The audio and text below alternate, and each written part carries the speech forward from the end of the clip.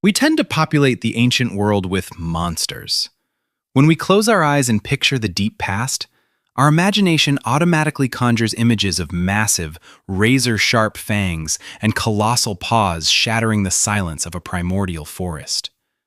We envision our ancestors huddled in the recesses of dark caves, trembling as the roar of a saber-toothed cat or a cave lion echoes through the midnight air. This is the enduring myth of prehistoric survival. The belief that our greatest threat came from the megafauna, the giant predators that ruled the landscape. It is a thrilling cinematic concept that places humanity in a constant, desperate battle against the brute force of nature. But this dramatic picture completely misunderstands the true reality of evolutionary history. The giant beasts were predictable, they were manageable, and they were not the entity that kept our ancestors awake at night. If you want to know what a small prehistoric tribe truly feared above all else, you have to look past the shadows of the forest and look directly into the eyes of the person standing next to you. The most terrifying threat to human survival in the ancient world was not the beast outside the camp. It was the terrifying, catastrophic prospect of social exclusion. To understand why this is true, we must look at the human body through the lens of evolutionary biology. Strip away our modern tools, our weapons, and our technology, and a human being is one of the most fragile, poorly equipped creatures on the planet. We do not possess the blinding speed of a cheetah, the crushing jaws of a hyena, or the thick, protective hide of a rhinoceros. Our infants are born completely helpless, requiring years of intensive care just to survive. In isolation, a single human being on the prehistoric savanna was not an apex predator. They were an incredibly easy meal. Our entire evolutionary strategy, the single secret to our rise as a species, was not individual strength, but our profound, unparalleled capacity for cooperation. The tribe was our armor, our weapon, and our life support system. Inside the group, we could share food, defend territory, care for the sick, and pass down vital knowledge across generations. Outside the group, death was not just a possibility, it was an absolute certainty. This biological reality shaped a unique, highly specialized survival psychology. For hundreds of thousands of years, our brains evolved to treat social status not as a matter of vanity, but as a matter of life and death. Every single member of a small band of hunter-gatherers knew that their existence depended entirely on the goodwill of their companions. If you were liked, you were fed when you were injured. If you were respected, your children were protected when you were away. But if you became a burden, if you violated the unspoken rules of the collective, or if you caused division within the fragile social fabric, the consequences were devastating. This is why human beings developed an incredibly acute, hypersensitive awareness of social dynamics.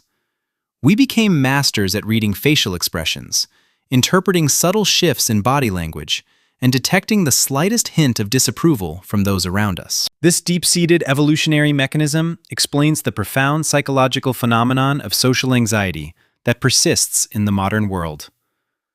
When you experience a sudden wave of panic before speaking in public, or when you feel a deep, aching dread after being criticized or rejected by a peer group, you are not experiencing a flaw in your psychology. You are experiencing an ancient, hardwired alarm system ringing out from the depths of your evolutionary past. In the modern world, being rejected by a group might mean an uncomfortable evening or a blow to your self-esteem. But to your prehistoric brain, which still operates on the ancient logic of the savanna, social rejection triggers the exact same neurological panic buttons as a physical assault. Your brain equates a loss of social standing with being left behind in the wilderness to perish alone. But the fear of exclusion was only one side of the coin. The true climax of prehistoric terror occurred when this social breakdown manifested in its most extreme, volatile form: the encounter with an alien tribe.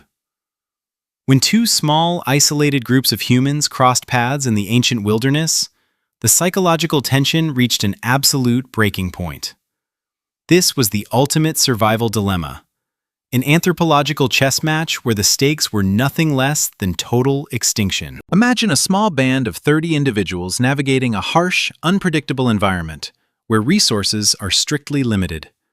Water holes are scarce, fertile hunting grounds are rare, and a bad winter could easily wipe out half the population. In this high-stakes environment, another group of humans is not a potential friend. They are the ultimate competitor. They eat the same food, they hunt the same game, and they require the same territory to survive. Because humans are highly intelligent, flexible, and cooperative, an enemy tribe was infinitely more dangerous than any wild beast. A cave lion hunts purely on instinct, driven by hunger, and its movements can be predicted and avoided. But another human tribe possesses the same strategic mind, the same capacity for planning, and the same capability for coordinated action as your own. They can set traps, use deception, utilize long-range weapons, and launch coordinated ambushes in the dead of night. They are a mirror image of your own strengths, turned entirely against you. This intense competition for survival created a powerful, dual-natured psychological response known as parochial altruism. Inside the tribe, humans practiced extraordinary levels of cooperation, kindness, empathy, and self-sacrifice. We loved our group fiercely because the group was our shield. But this intense in-group loyalty was directly tied to a deep, instinctive hostility and suspicion toward the outgroup. The stranger was an existential question mark.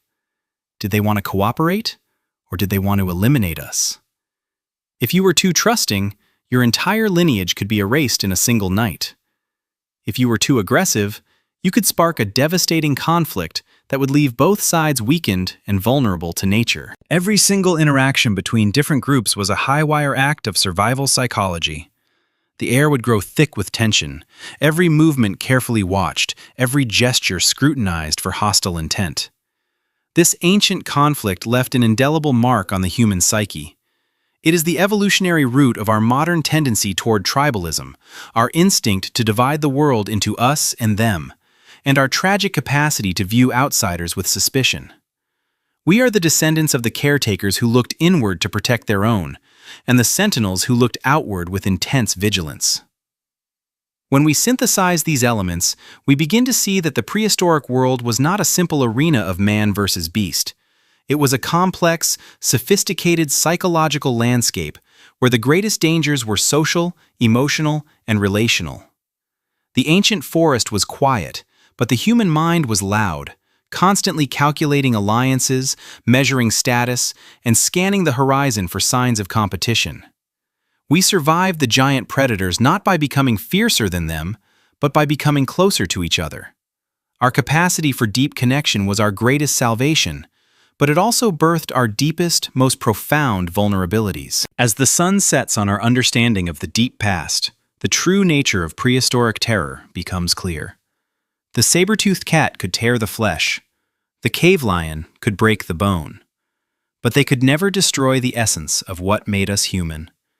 The real enemy, the one that shaped our minds, our cultures, and our collective consciousness, was the terrifying prospect of isolation and the profound mystery of the human stranger. We conquered the physical wilderness thousands of years ago, clearing the forests and building great cities to insulate ourselves from the raw power of nature.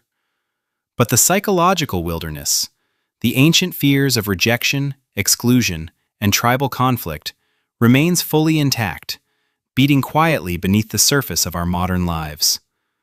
We look back at our ancestors and pity their vulnerability to the wild beasts of the earth, failing to realize that we are still running from the exact same shadows, still searching for the warmth of the group, and still trying to survive the quiet terrors of being human.